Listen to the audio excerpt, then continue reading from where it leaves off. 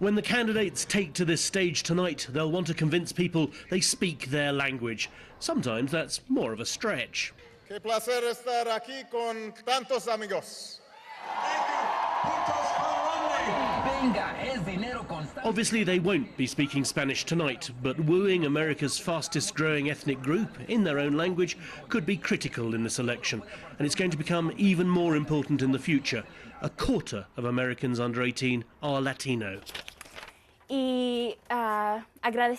Canvassing in Colorado, a swing state where the Latino vote is hugely important.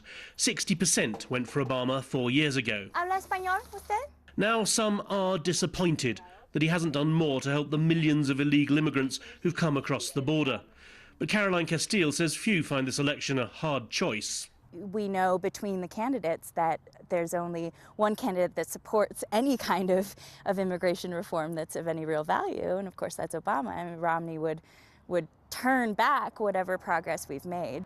A lot of Republicans see the Hispanic vote as a huge prize, so what's gone wrong?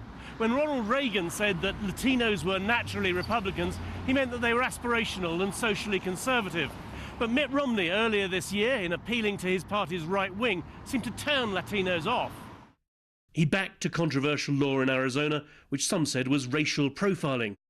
He called for a high-tech fence along the Mexican border and struck a harsh note talking about illegal immigrants. The answer is self-deportation, which is people decide that they can do better by going home because they can't find work here, because they don't have legal documentation to allow them to work here. Nada más andamos buscando apoyo para Mitt Romney. But in the last couple of months, the Romney campaign has really put on a burst of speed, intensely targeting Latinos, especially in swing states like Colorado. Candidato Mitt Romney. No wonder the latest poll gives Obama 70% of the Hispanic vote.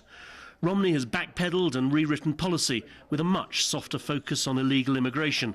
Some say this debate is a chance to punch home the new message. Throw away the rhetoric, throw away the language that turns people off, and talk about it to the people in a real leadership way.